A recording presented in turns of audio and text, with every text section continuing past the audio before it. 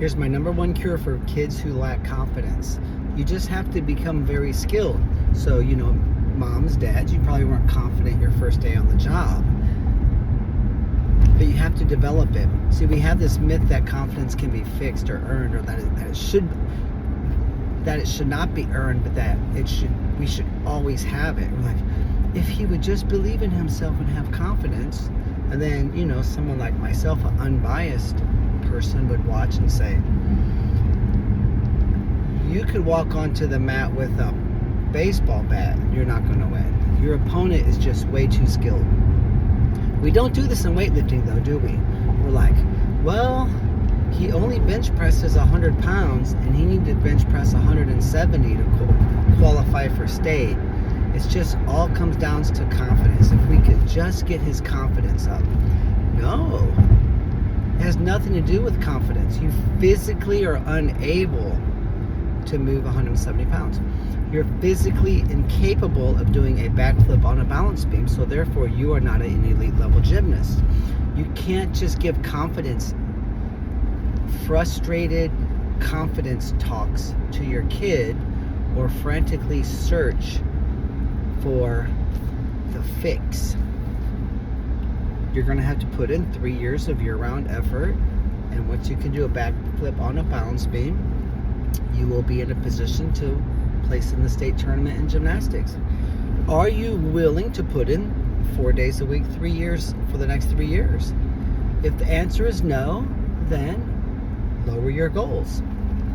But we must knock this off, this mindset that our kids should be confident. Wrestling is no different than weightlifting. Wrestling is no different than doing a backflip on a balance beam. There are certain athletes who are so much better than you, and no amount of confidence is going to help. So when you master the art of scoring points, not getting scored on through world-class positioning at all times during the mat, you have enough live wrestling time that you develop the sixth sense and the feel and the instincts to kind of score without thinking about it.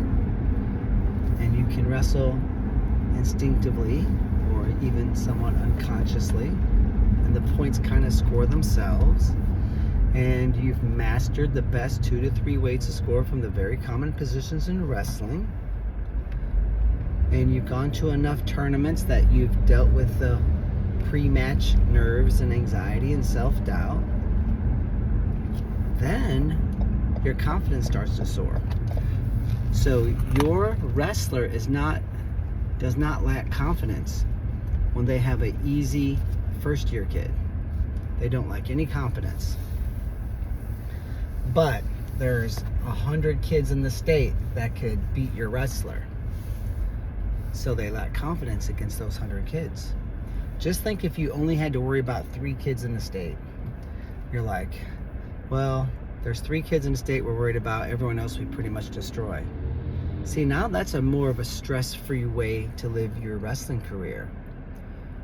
Winning solves all problems. The main remedy is to get really, really good.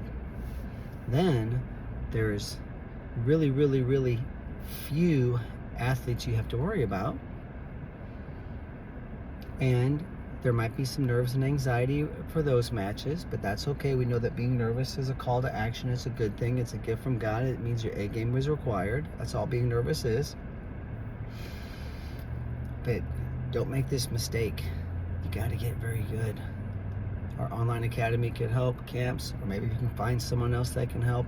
Either way, you've got to become very skilled and dangerous in wrestling, or you're never going to have confidence, and you don't deserve to have confidence because you haven't earned it.